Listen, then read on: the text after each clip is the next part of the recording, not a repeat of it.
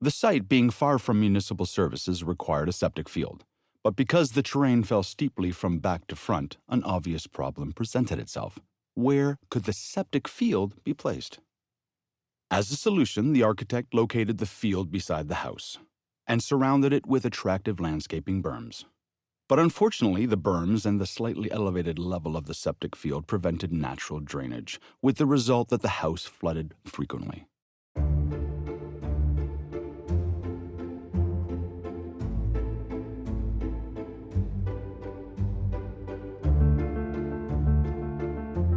Welcome to The Claims-Free Architect, the podcast that helps architects understand risk and protect themselves and their practice from claims by learning crucial lessons from our archive of over 6,000 past insurance claims. The Claims-Free Architect is produced by Pro-Demnity Insurance Company, whose cause is to champion architects' wise, efficient, and effective management of risk and build thriving practices. This classic episode from our first season has been re-edited for the benefit of our newest listeners as a way to keep these evergreen lessons alive. We hope you enjoy listening to this story as much as we enjoy presenting it to you. On a hillside, a misplaced septic field turns a cozy retreat into a flood zone, and owners battle murky waters at midnight. Can an architect be liable for this deluge when they only suggested the field's general layout and not its specifics? Learn why verbal orders drown you, how specialists save the day, and why proper site reviews catch errors.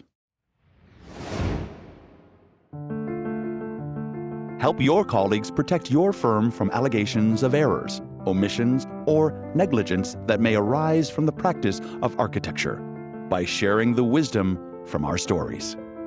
All you have to do is share this episode with one or more colleagues and let them know they can subscribe to our feed in their favorite podcast app. This story describes the case of an architect who ventures out of his professional depth and finds himself in deep, dangerous, and very dirty water. It's the site levels and not the architecture that cause the problems, but once again, the architect's defense is seriously hampered by the lack of written records. For reasons that will soon become apparent, this story is called Field Level.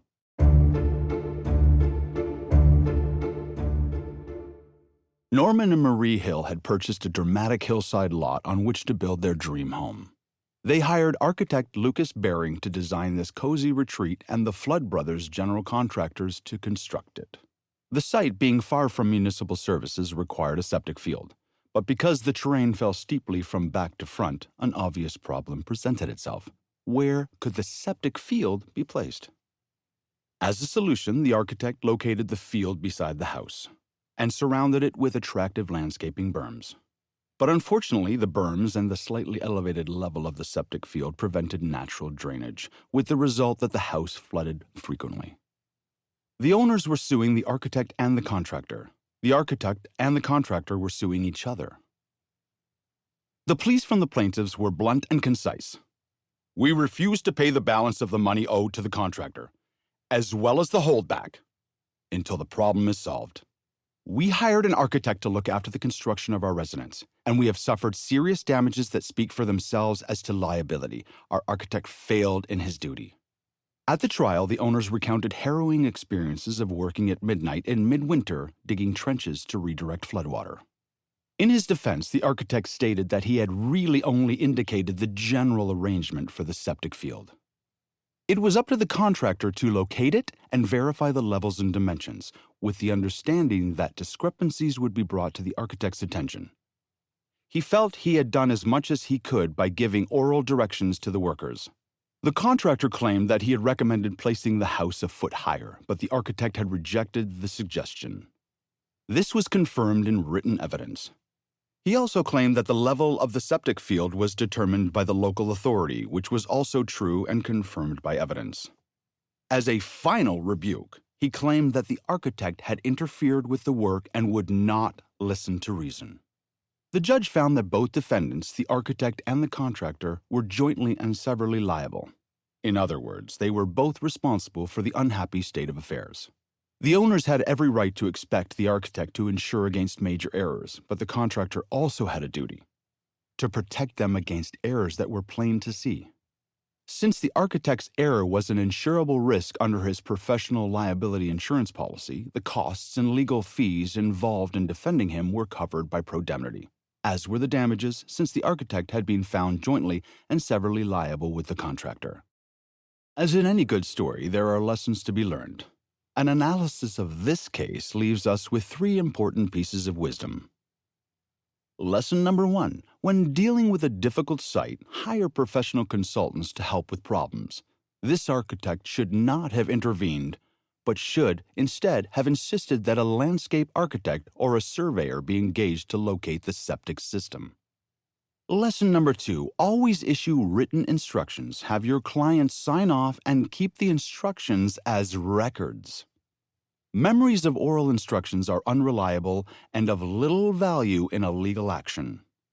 The architect's reliance on statements such as, "I told him to dig a swale right over there," proved to be worthless. Lesson number 3. There should be no half measures when it comes to reviewing the work in progress. Forget the fine print. If you are on the scene of the error and don't correct it, the error is yours. The judge in this case did not buy the idea that review is somehow a lesser duty than inspection. Quoting from Hudson's 10th edition, the Construction Law Bible, he stated, "An architect must properly supervise the works and inspect them with sufficient frequency to ensure that the materials and workmanship conform to contractual requirements."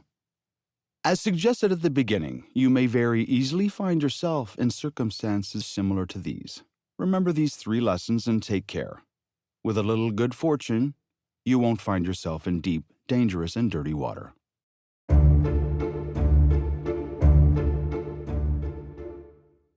Thank you for listening to this edition of The Claims-Free Architect.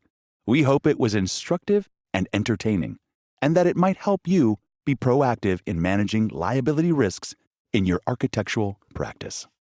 In this episode, we've learned the following. Encourage clients to hire specialists for complex site issues to avoid potential claims. Written instructions are evidence of your guidance. Thorough reviews prevent liability for obvious defects. Remember that every jurisdiction and every case is different.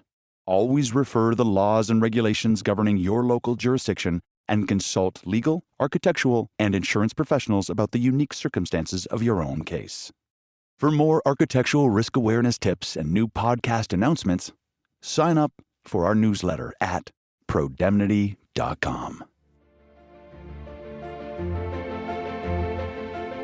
If you liked this story, follow The Claims-Free Architect in your favorite podcast app.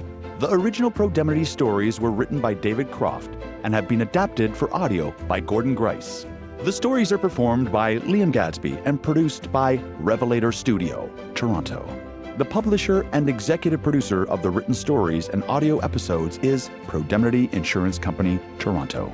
For more information, including the full legal disclaimer, visit Pro-Demnity.com.